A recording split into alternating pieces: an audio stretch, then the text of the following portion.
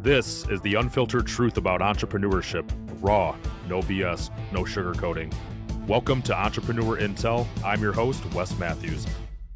Each episode, we'll learn from experienced founders and uncover the top 5% learnings that led to their success in all things personal, family, and business. This show is sponsored by Stealth Consulting, delivering clear marketing strategies, ROI, and no surprises. I am super excited for today's guest. He's an entrepreneur who is purpose-driven to help other entrepreneurs achieve their growth objectives. He's helped execute an innovative growth strategy that delivered $100 million in organic sales and tripling profitability. He's a business coach, strategic advisor, fractional COO for SMBs and startups, founder of Vivid Path LLC. Welcome, Mark Scrimenti. Welcome. Thanks, Wes. It's great to be here. Thank you for having me. Absolutely. Well, just like any good entrepreneurs, I think this is like our sixth or seventh attempt to get to this day. But as the world goes on, super excited, happy that you're here. It's been a long time coming, but here we are. So you founded Vivid Path 5 years ago. What's the most important lesson you learned thus far? I think the most important lesson I've learned is that most small businesses, well, we know it's a fact, most small businesses don't survive after a few years. Something like 8 out of 10 fail. But beyond that, even the ones that don't fail or within that time frame aren't doing the basic things that larger businesses have learned how to do in order to overcome some of these growth obstacles and move on to the next phase and they keep evolving over time and growing. It's the basic stuff like strategic planning. They don't know how to do strategic planning.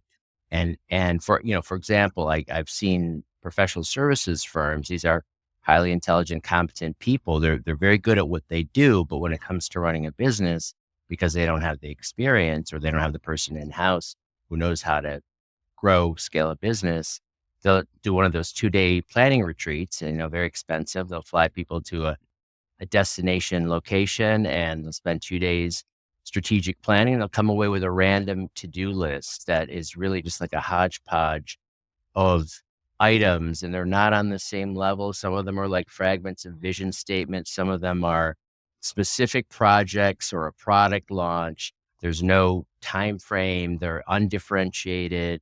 They're all kind of lumped together, and it's not very actionable. You can't prioritize that list. Some of these things shouldn't be on the same list. They're all, and so this is just an example of basic stuff that small to mid-sized businesses just don't know how to do. And it's surprising how basic some of this stuff is. So, estimating around like 8 to 10 businesses fail within the first couple of years. I mean, at the foundational level, like as a COO, my assumption is I have a lot of experience with CEOs. I'm more of like the visionary integrator, right? From an EOS model. Right. But, having a COO or an operator mind can kind of come in and help itemize and prioritize, those items that need to be tackled. What I see from my visionary seat, people focusing on the wrong things or not paying attention to sales or, for me, sales solves a lot of problems, and who's owning that, who's focusing on that. What do you see like from a tactical perspective if you're like, hey, these 8 out of 10 businesses that are kind of go down that path, how do they shift their mindset and what do they need to focus on? Well, right people in right seats is a big one. And that's pretty fundamental. That's your Jim Collins, getting the right people on the bus. So often, most of the businesses I work with have been around for a few years. So they have a product market fit. They have, and I work primarily with professional services businesses, creative services businesses, digital marketing, SEO, brand strategy, companies like that. And so they have a service offering and they're making some money. They have revenue, but they may have the same people for a long time, and they've just accrued different responsibilities over time. And so their job descriptions are muddled. They're just kind of taking on whatever needs to be done at the time. And often this is the founder CEO too, is, wearing all these different hats. And this doesn't scale because it's a very reactive model. And, it's just like they're just keeping up with the day to day. But it's this key distinction. Maybe you and I have talked about it, but the Michael Gerber distinction between working on the business and working in the business. Yeah. So they're in day to day, can't see the forest for the trees. They're having the same conversations over and over again. They're wondering often why, why are my employees not getting more done, or why aren't we growing, or, why don't we seem to be going where I want them to go? And it's because they're stuck in that day to day working on the business, and they need a framework, and they need cycles, and to carve out some time specifically to work on the business versus in the business. And this is where you start to sort some of these things out, like job descriptions, job definitions, and you get a real, it has to do with standardization, right? Standardizing everything so that it's discrete, rational, clear, and you can change it, you can scale it, you can tweak it, you can reassign people and so forth. My assumption is that, most, if not all, companies are started by a visionary entrepreneur. And if I think about the first 2 years, is it because the visionary is just like focused on growing the company for 2 years and they just don't even think about the systems, processes, or an operator because COOs are expensive, Right. right? Right. So if you're startup, you're being mindful of cash, talking about right person, right seat. I have a little bit of experience around this because of my first company that I sold in 21. I brought a COO in at the tail end of the company. The company I started Stealth in December, that was like one of my first hires because I knew from my own experience, like I'm a terrible operator. I'll just kind of vision and go, go, go. I Right. was like, I need to bring in a full-time COO. And somebody's like, you're Classic. crazy. Like, that's really expensive. And I'm like, do you know how much it's going to cost me long term if I don't? Right. Right. Well, that's wise. And so it sounds like you learned from your first experience. And um, I agree with you. It's an investment, and it's often an investment that um, people don't want to make, or, it's a lot of money up front, and it takes that long-term vision to understand, to think of it as an investment and understand it in that perspective. And I think, you know, you having gone through the experience once gives you that insight. But it's interesting too. One of the things I've learned. So I've been in operations for over 15 years, and um, a lot of the stuff that you do at first, even from an operational standpoint, unless you're starting with a framework, something like EOS, like the entrepreneurial operating system, you're kind of doing what you need to do, and you figure it out as you go. Um, but you don't necessarily have a discrete methodology or a framework that you're working with. And then you spend the next several years figuring out, like, how did we do that? What did we do? And codifying it. That's the beauty of something like EOS. And I assume your viewers know what EOS is, or do we need to just define it? The Yeah, you entrepreneurial want to operating define a little system? bit. I think, a lot of people are familiar, but give your perspective on the framework. Yeah. So it's a system. They call it a business operating system. You could say a business management framework is another way to look at it. It's really a methodology for operating a business, and it's for small to mid-sized businesses primarily. But these can be businesses up to almost $1 billion in revenue. I mean, it scales and it works for most businesses. Pretty universal, right? So, Gino Wickman wrote the book Traction, and several other books have come out of that. Wes is an implementer, so he knows this really well. The system is used by hundreds of thousands of businesses around the world. And it really, um, it's sort of put together all the best literature and about performance and organization building and running, management theory into a simple system that any business can use to organize their operations, scale it, make sure you have the right people in the right seats. You defined your job functions clearly. You define where you want to go, by when, how you're going to get there, what your vision is, your mission, your purpose, and then your goals. And then you're working, quarterly on a 90-day basis to work on rocks. That's the metaphor of, if you want to get a whole bunch of stuff into a jar, and make sure that it all fits. You start with the rocks first, and then you do the pebbles, and then you do the sand, and then you put in the water, and it all fits. If you do it the other way around, it spills over. So rocks are your big priorities, your quarterly priorities that your leadership team takes on a quarterly basis. That's primarily to work on the business. That's building out capacity so that you can scale, that you can grow with scale or for scale. I don't know, long-winded answer, but it's a great framework and it works for most businesses and you can tweak it and customize it to make it work for you. And I work with other frameworks as well. That's a really good one. And having a framework, that's another, in terms of lessons last 5 years, every business I think needs a management framework, an operating system. And I don't care what it is, if it's EOS, I'm certified at a different one called System and Soul, which I like to.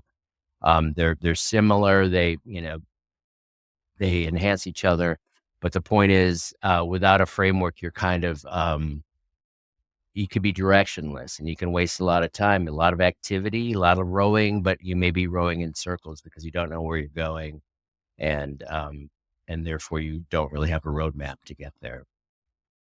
Yeah, I feel, I agree with you. I'm like, doesn't have to be EOS, but like pick something, right? And I think what Right. really opened my eyes and why I chose EOS for my businesses, and I've kind of vowed that anything I'm involved with has to implement EOS, even if it's Yeah. self-implemented. But for me, what was a game changer, I almost look at EOS, and I don't say this in any disrespect. It's like entrepreneurial company for dummies.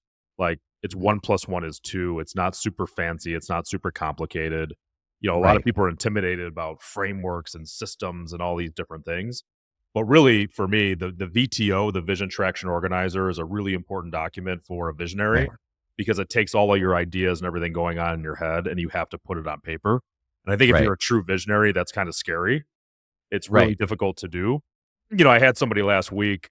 I'm in like a Facebook community of all these entrepreneurs, and she was really struggling with one of her partners, and she was kind of asking for help. And I jumped on a Zoom and we started talking, and I said, my experience share is like, have you done a VTO for the business? Because she's like, we're going in all different directions. My partner and I aren't aligned. And I said, have you done a VTO? And she's like, oh my gosh, I didn't even think about that. She got back to basics and put her plan in place, presented that to her partner, and they both kind of refined it, shaped it. Now they're in lockstep with that plan. Now they can continue on. For me, it's like, holy cow, that's real simple, hard to Right. do, but to Right. me, that's a North Star of any business, and it's super important that you're dialed into that. And I would assume that Right. 8 out of 10 businesses, it all lives in their head. They're not putting this stuff in writing Exactly. And what do you think it is that's so scary about putting it down on paper? because it's kind of a final, right? And I think entrepreneurs, if they're anything like me, I can change my mind really relatively quick, you You know? don't want to be pinned down. Yeah. Don't wanna be pinned Yeah. down, change. What's hard, right? I mean, if you're an entrepreneurial company, I think a visionary is constantly changing, constantly evolving, and they call it in EOS, it's called organizational whiplash. It's Right. really hard for the organization to keep up. So, again, I think I'm megaphoning all this to highlight the importance of an integrator and or COO, because you guys come in and wrangle that visionary and kinda keep them in check, right? Right. Right. That is a big part of the job. And to your point, um, putting, like extracting this information that resides only in the visionary's head is the first step. It's like scaling Wes's brain, and otherwise it stays there. And there's a lot of assumptions too. I think the stuff that's obvious to you because you're thinking about it all the time and you're operating under the assumption that this information is kind of out there because it's front and center in your head, but nobody actually knows what's going on in your head. So the first step is getting it down on paper. And like you said, it's simple but not easy. And this is some of the hardest work. And it goes along with that lesson of businesses not doing the basic stuff, not knowing how to do the basic stuff. They may even know. Usually they know, like, oh yeah, I think they should do that, or that makes sense, or I've heard about that, you know, I should probably do that. But they don't necessarily see the value of it until they do it, and it is harder than it seems, deceptively simple. But once you get it down on paper, like in your VTO, which is really your strategic roadmap, and it becomes your decision making framework for everything, and you can point back to it. And it's like because you've got a million ideas as a visionary. That's common, and the ADHD that I call like the platinum squirrel. I've got this platinum squirrel trophy that I can award people. Like that's the platinum squirrel moment of the day Yep. where you're you're just taken by whatever the next idea is that runs past your eyes. Um, but man, I lost my track there. So my the point being that you get it down on paper and it becomes your decision making filter. And if it doesn't align, if this shiny new idea doesn't align with the roadmap, then we're not going to do it, or it's a lower priority. And it helps you. That's another thing is this distinction in versus on the business. Yeah. A lot of people mix the two up and they'll have just a big to-do list and they'll say, well, I got to get this done, this done. They're not all equal. This part of the job, this is the status quo. This is your day-to-day production systems. You got to do this to keep the lights on. Yep. But if you want to grow, then you got to carve out time in its own special cycle. I mean, I have my own theories about this. Like I like to use Agile Scrum, in a real product development mindset for building out the operational infrastructure of your business. So, for example, a rock, a quarterly project for somebody might be like installing a new CRM, Hmm. and that sounds pretty straightforward, but that's a big project, and you need to carve out time each week to work on that. And you're going to need to talk to other people on the team to make sure that it's set up the right way. And you're going to need to keep checking in to make sure it gets done. And if you don't do that, it never gets done. Because if it's the marketing director's task, they've got plenty of things to do. They're just trying to keep up with their day to day. And that can always be pushed off and pushed off and pushed off.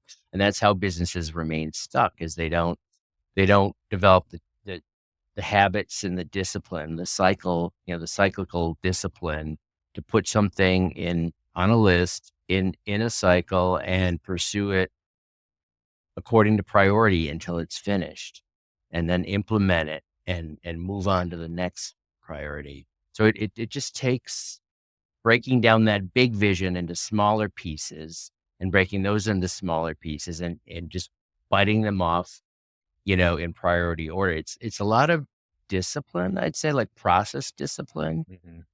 And now discipline again is also scary, right? It's the word is scary. And how do you Yeah. do it? How do you hold people I just accountable? twitched a little bit as you're talking. Yeah, I noticed the discomfort and I think everybody feels that. And quite honestly, I have some visionary instincts myself. So it's not necessarily my favorite thing to do, but it's what I know I need to do in order to help another company be successful, or if it's my own business, to help my own business be successful, is to rely on those structures, to let them do the heavy lifting. So I'm curious around like you focusing as a fractional COO.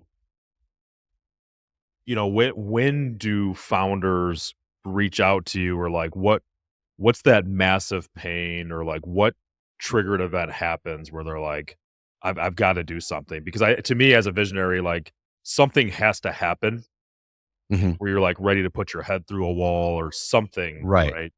Like what do Yeah. you typically see? Like what are some of those big, because I think there's a lot of people that it's like that game of double dutch, or like, that jump rope game kids play. Like, when do you Yeah. jump in? Like, when's the right time to Right. do this, right? Because Yeah. a COO is a big role, whether you're full time or Right. fractional. There's got to Right. be like harmony with that visionary. What do you see out there? Yeah.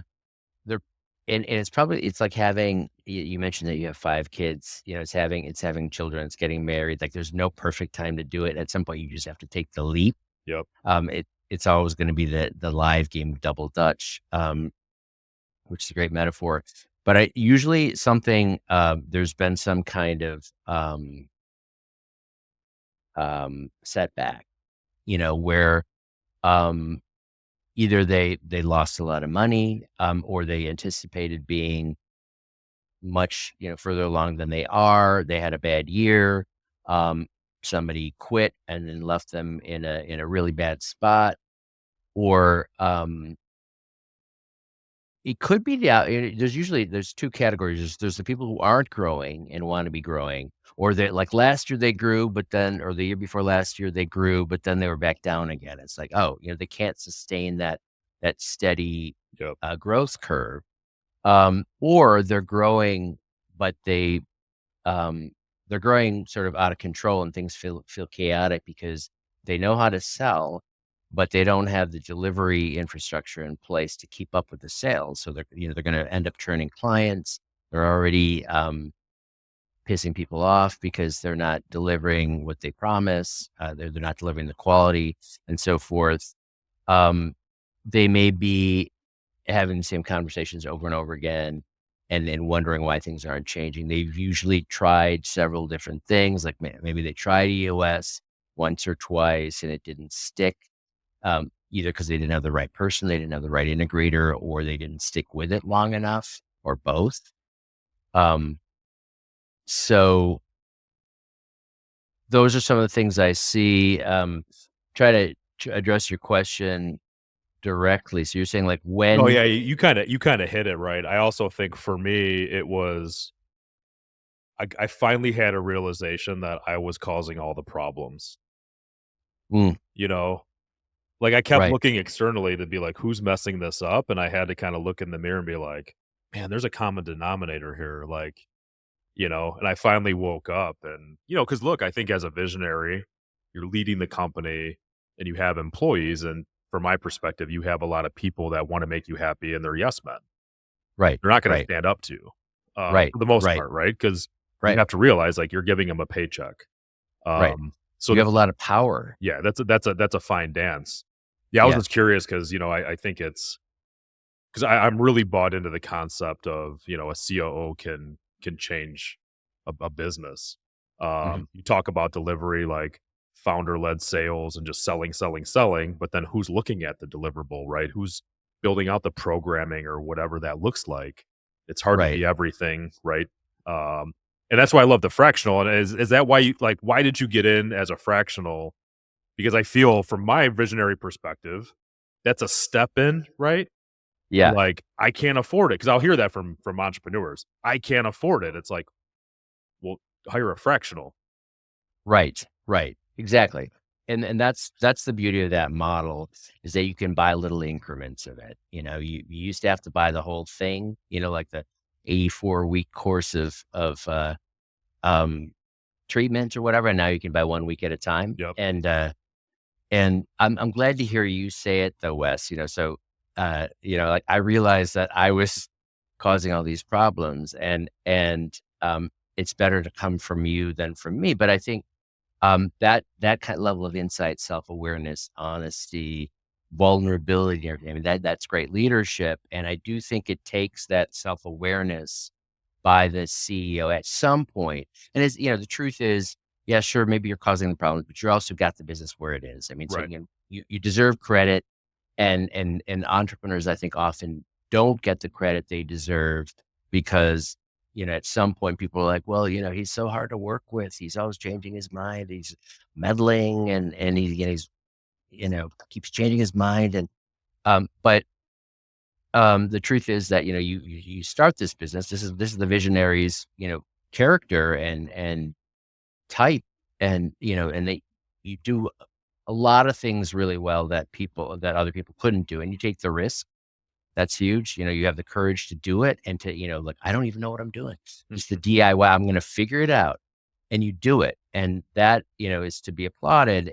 But it does get to the point where you're wearing the 16 hats and you're doing things that aren't, you know, you may not be the best at, or even if you're good, you may still be the best person in the company. But as long as you're doing those things, you're never going to, all your time is occupied. You're working 60 hours or Yep. 72 hours a week and you're not focusing on your highest and best value, which could be sales. It often is for that person because they're the wizard. Because they understand the needs of their clients really well, and they know how to talk to them and identify those needs and find the fit, like between what service we can deliver to you and what you actually need. But in order to free you up to do that, we got to get you out of some of those other roles. And I agree. Also, you mentioned like yes, people, yes, men and women, and all kinds of yes things. And point being that I think sometimes the founder CEO doesn't recognize the power they have, by virtue of their position, if nothing else. you have the power to make or break people's lives Yeah.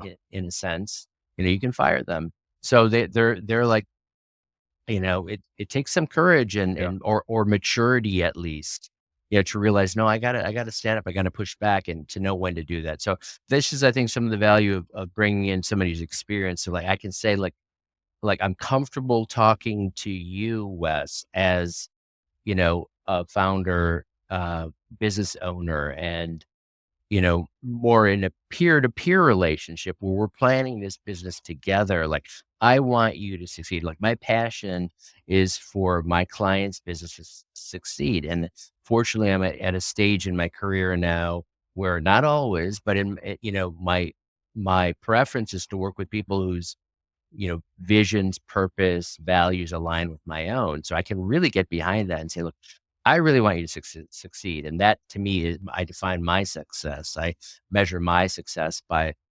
how many businesses I can help, to achieve their fullest potential, that sustainable profitability, that's whatever impact they're looking to make, what human lives they want to change. That's how you measure impact. It could be your own employees, it can be your customers, it can be the communities that you operate in, it could be whatever your you're most passionate about in terms of causes that your business will support, um, all kinds of things. But and then let's do this together. Let's work on this together. I work for you. I serve you. And my goal is to take what you envision and make it a reality. And that's what I've been practicing for years. And it is a practice. Like you never master it. And every business is unique in its own ways. I mean, there's a lot of universals and then Yeah. there's a lot of just particulars. So I was in digital marketing for like 17 years, sold that company, stayed on for 2 years, and then kind of what do I want to do when I grow up for 6 months. I had personally never heard of the word fractional up until like Right. the end of last year. And I'll never forget somebody said it to me and I'm like, you're going to hire somebody and they're going to fractionally care about you. Like, but then I started digging in and I'm like, holy cow. Like, I love your analogy of like the 84-week plan. Now you can buy in small bites. I'm like, wow, Right. I've been around the block and I've hired executives or C levels or really expensive individuals. And I'm like, they're kind of only working fractionally anyway as a full time employee. Right. Right. Right. And it always didn't work out because my kind of pursuit was I would hire the right person, right? That I thought and Mm. like put all that responsibility on them, thinking that they're going to come in and change the company and do all these things, not really realizing that they need a strategy, they need to be led, managed, held accountable, which is that its own layer of work I wasn't really doing. Right. So I love this idea of fractional, but how do you overcome that old school objection of I need somebody here 9 to 5? I need you to understand my business. Like, how do you respond to this new age Right. idea? Right. Yeah, that's a great question. And I think, yeah, like the kind of butts and seats mentality, especially when it comes to operations. Like people are more comfortable typically with fractional CFO. Like, well, he or she can show up once a month and look at my books and help me, with my P&L. But what about operations? Doesn't that person need to make sure everyone's doing their job on a day-to-day basis and all that? First of all, if that's what your concern is, you've got, deeper issues. This is about accountability, I think is what I'm implying here. And that is a big question that people have. And you also have to hold your fractional people accountable. Like, how do you know? Yeah, that's a big investment. It's a big check that I'm writing. How do I know that, after a month, after they're gonna deliver, and how do I keep them accountable? Especially in a remote or all remote environment, which almost all my clients are remote, and that's just more common these days. I think a lot of it has to do with the relationship between the founder CEO, the CEO, and the CEO. You need to meet regularly. You need to make sure you're on the same page. You need to be very clear about priorities. So going back to the VTO and all the stuff that's in EOS or uh, System and Soul is the one that I use. We got a roadmap. It's very similar to the VTO. you need to make sure that's done or that you have something like that. And keep in mind too that it's a draft and talk about like, getting stuff down on paper can be scary. We were talking about that earlier and it's fixed now. Can I change my mind? Of course you can change your mind.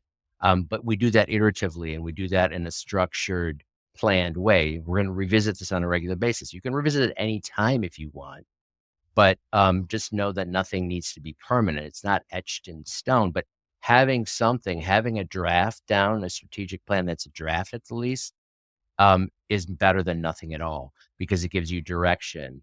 And so, and then you keep iterating and clarifying as you go. And that's the beauty of it. That's the beauty of any kind of framework. OKRs is another way to do it. Objectives and key results. This is a goal setting methodology where you start out like, well, what do we want to accomplish? And how are we going to know that we've accomplished that? Like, what are the measurable things we can say, hey, if we do this, this, and this, we check those off. We can say, yes, that's done. Yes, it's done. We will have accomplished that objective. And getting that right is hard. You may think, oh yeah, I do these 5 things. I've done that thing. You're like, realize, no, we didn't think about this other thing that is essential. Yeah, those 5 things are necessary, but not sufficient. Um, and so the point is that communication is a big part of it, and especially between the CEO and the COO. And then I think getting your leadership team on the same page. So when you're doing US, the fractional COO is the integrator as well, and so they're leading the meetings and they're holding people accountable to getting the things done that they're supposed to get done. And I think if you set people up for success, most people really want to succeed. They don't want to let you down. Accountability kind of takes care of itself if you have the right people, but you have to set them up for success first, and then the system, really works to hold them accountable because they have to show up at the meeting at the L10 at the leadership meeting every week and say, hey, I didn't do what I said I was going to do. And then you're like, well, why not? My Let's favorite talk part. about it.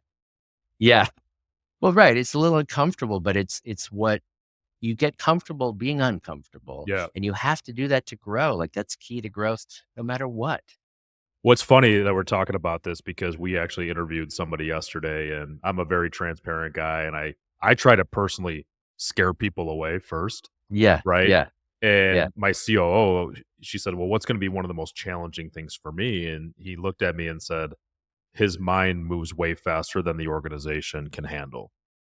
That's a great And answer. I said, "And the reason why he's here is to help throttle me and be my filter for the organization because I need to get brought back to basics, which basics for me is staying true to that BTO."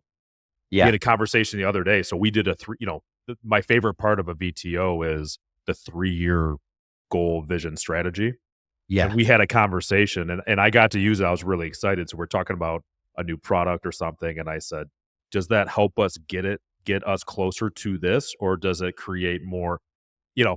And we all looked at each other and said, like, let's move on.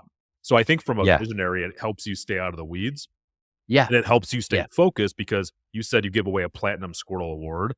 I mean, I have Yeah. inputs coming in my mind even as I'm sitting here talking to you, looking at your guitar chair. I'm looking at like all these things Right. are going on in my Right. head. Yeah. But the Yeah. reality is this BTO is gold because it helps you connect with your company. You can have conversations with your team about what they're working on, how it's going. It took me from like scaring people in my company when I'd come up and talk to them to like, hey, tell me about that CRM implementation. Like that's really cool. And they're like, oh, da da da da da da da da da da. Like, let me show Yeah. you.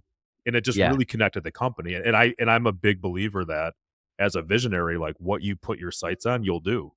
But you have Right. to commit and you have to show Yeah. up to your team and be accountable just like everybody else.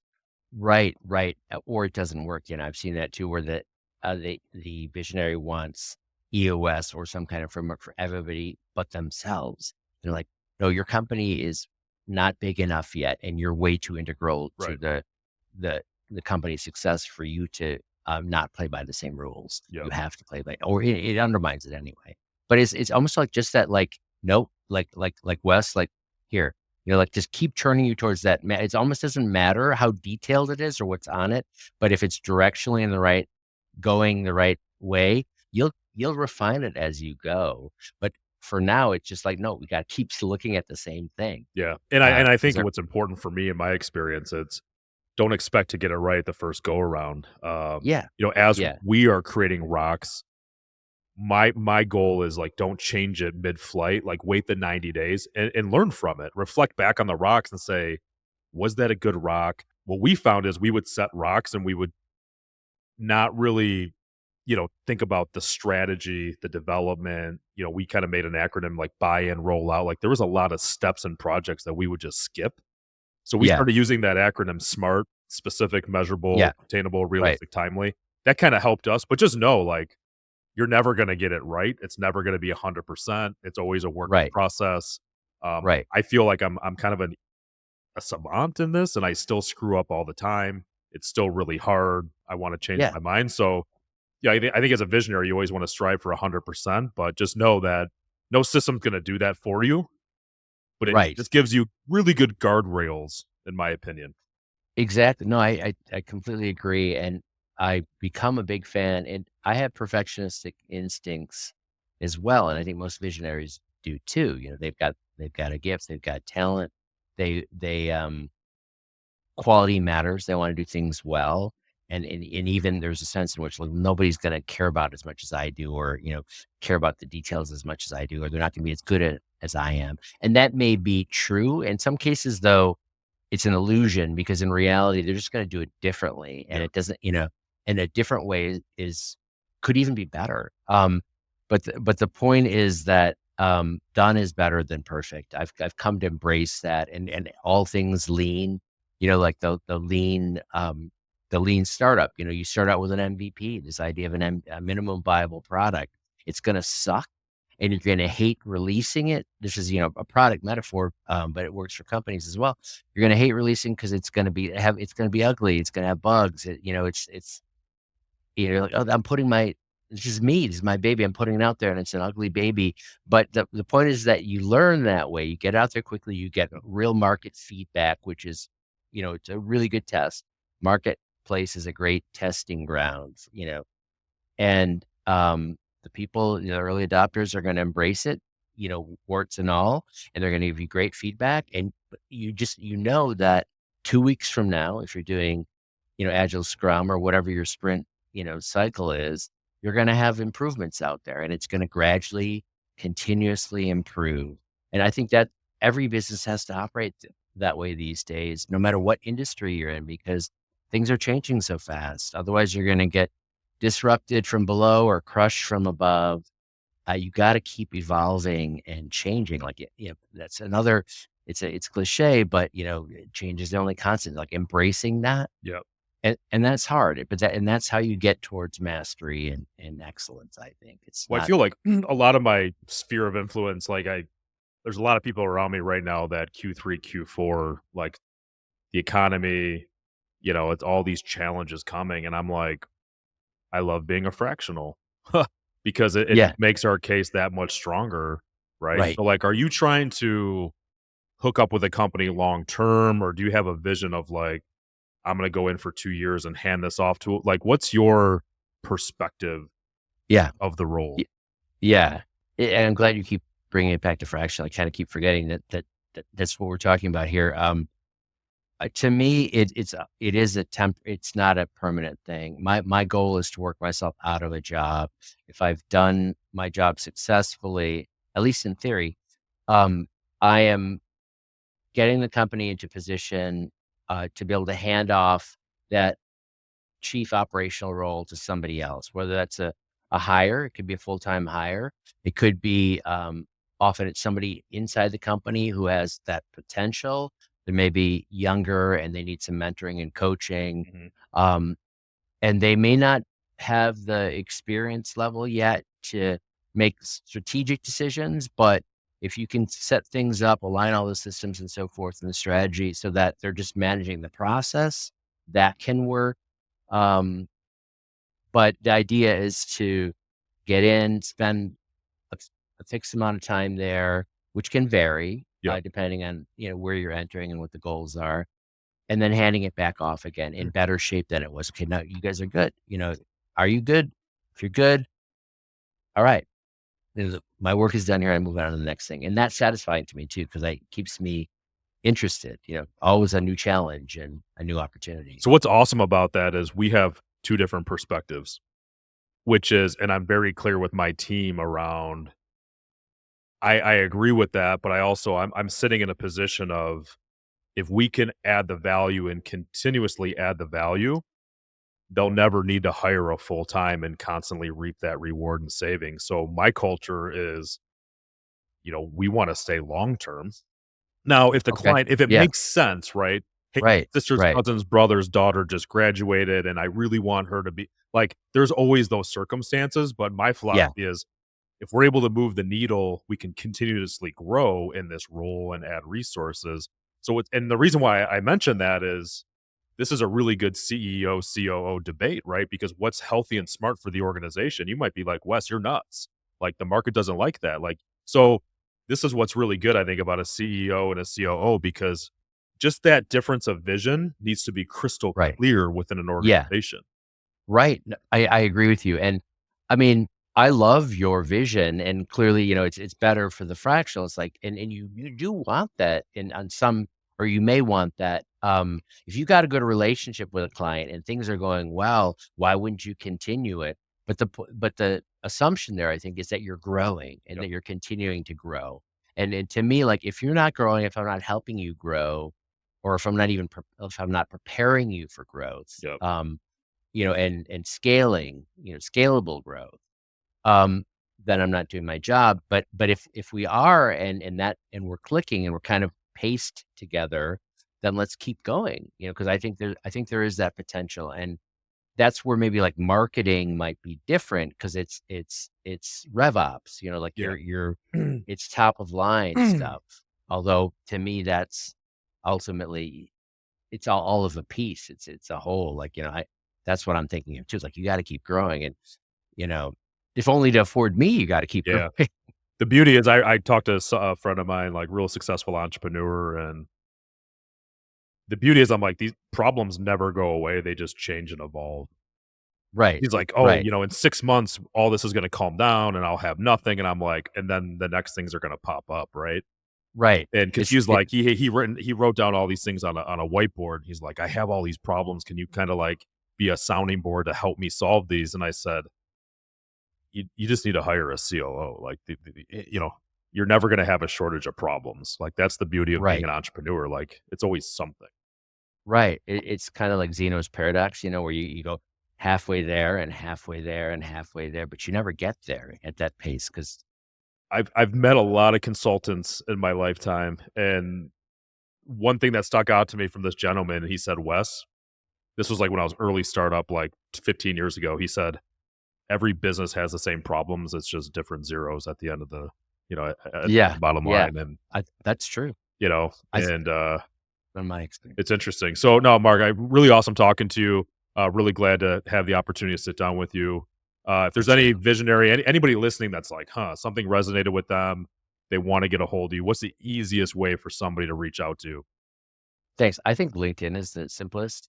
I'm there, Mark Scrimenti on LinkedIn. I can send you my URL, and just send me a connection notice. Say, you saw me on Wes's podcast, or however you want to introduce yourself. That's probably the simplest. You can also go to my website. It's vividpathconsulting.com. A little bit long as far as URLs go, but that's me. I'm there. You'll find me there as well. Awesome, Mark. Thank you so much for coming on. Learned a ton. Super fun hanging out with My you. I appreciate pleasure. it. Thanks so much. Yeah, a lot of fun. All right. Thank you, Thank you. Wes. This has been another episode of Entrepreneur Intel. Thank you for joining us. For show notes or other episodes, please visit us at entrepreneurintel.com. Until next time.